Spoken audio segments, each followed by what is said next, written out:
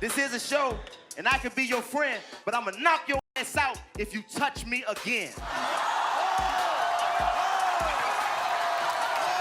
In the aftermath of host Nick Cannon being fired, we can't help but look back at the series and talk about some of the best disses and some ones that definitely crossed the line. As always, be sure to like the video and subscribe to the channel. Number 15, Kanye on the show. Good morning, I don't remember your name, but I remember the and I was glad that you came. You need to hop on the train. But the real highlight of the episode was the Wild Style, where Ye takes a solid dig from Cat Williams. Now, I'm gonna tell you something. Me without my perm is an example, but what you need to do is try to do a song without a sample. And proceeds to dismantle Nick's entire Red team. Come on, dawg. You supposed to be the pimpin' prince. I seen you in Friday After Next, and I ain't seen you since. Number 14, Don't Touch Me. As the two teams were battling, one called out another for being the most hated person in the hood after Donald Trump. I'm mad. It's true. The most hated people in the hood is Donald Trump and then you. Which was fine and fair in the context of the show, but then the same rapper kept trying to push the rapper with his finger as if to show dominance over them. Say you're a street, but that's not the factor. I'm in the streets more than you. I'm just an actor. Do you want to win a brand new iPhone or a brand new MacBook Pro? Maybe you'd prefer a $500 Amazon gift card. Well, comment the hidden message in this video for a chance to enter to win. But when the foe went and did the same thing, he lost it and said that if he did that again, he would knock him out. This is a show, and I can be your friend, but I'ma knock your ass out if you touch me again. Number 13, The Legend of Wayne Brady. Now there's a little something that I'd like to share. The only thing straight about you is your hair. Wayne made the mistake of trying Cat Williams during Wild Style and caught a whooping that ended in an Andrew Dice Clay-style nursery rhyme that remains one of Wild 'N Out's most savage disses. Your hickory dickory dock. Your girl was on my She came to my house, I turned her out, and now she sells my Still, you can't help but appreciate Wayne going outside the more family entertainment aspects of what Whose Line did and coming onto Wild 'N Out. Why you dissing my team and dropping bombs? You got street cred with soccer moms. Number 12, Amber Rose versus Nick Cannon. On this show, doing you a favor, just like Mariah, she's your career saver.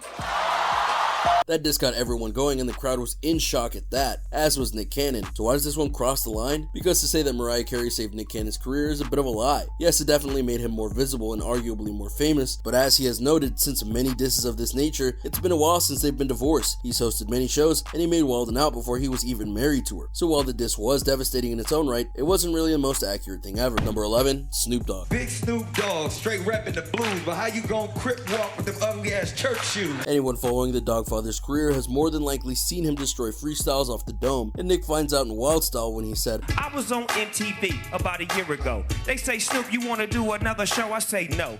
Give it to my nephew Nick Cannon, cause he can even handle it. You understand it? Yup, that's the burn. What's more, that's a Snoop burn. Like we said, who better than Snoop? And though Nick had to take it on the chin, you know that he was really grinning ear to ear because Snoop really did come to play. Number 10, the Blac Chyna episode.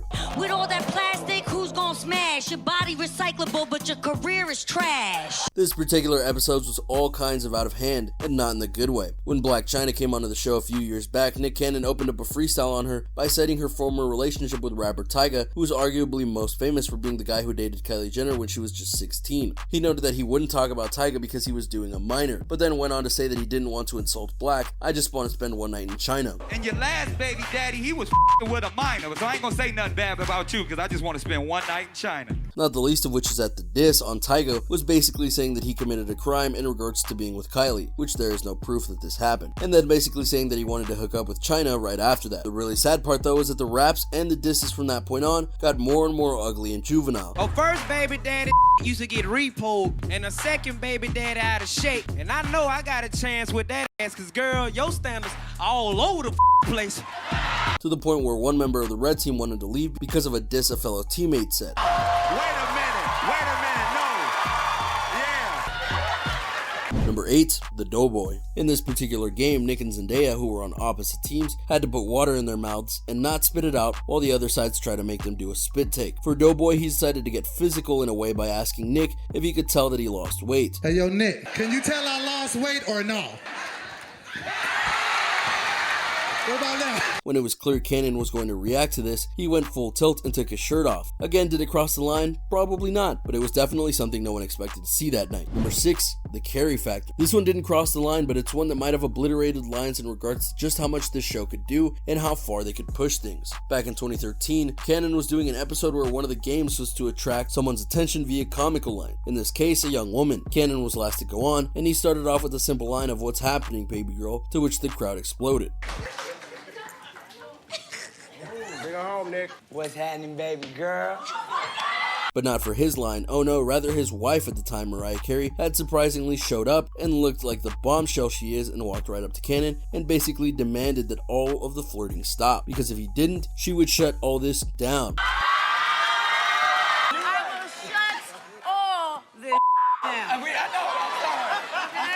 The scene forced a commercial break, and when Nick came back, he noted he had to get this done, else all his stuff would be out of his house. We'll be right back with more. Obviously, this was all staged, but that doesn't mean it was any less funny. Number 5, Nickelodeon. Dipset capo Jim Jones guested on Wild 'N Out the year after his anthem We Fly High. Early in Wild Style, Nick tried to take him out, essentially calling him a one-hit wonder. Yo, you got a hit single, and that's all in. But after that one, your career's gonna be falling. Jones grabs the mic and dispenses with Nick and his entire team. Fake actors, fake rappers, fake Jeezy, fake and plus you lacking swag. Without Nickelodeon, you be packing bags. This buzzer right here noted quite fairly that Nick Cannon's career owes a lot to Nickelodeon, and not just that he was on all that, but that they kept him on as a writer, producer, and star of other shows. Without that, there is no Wild 'N Out, no Marriage to Mariah Carey, no hosting gigs, etc. So yeah, next time go for the kill earlier, Cannon. You might live longer in the battle. Number 4, Conceited. When I get the mic, y'all know I'm flowing hot. I should piss in his dread so y'all can call him Goldilocks.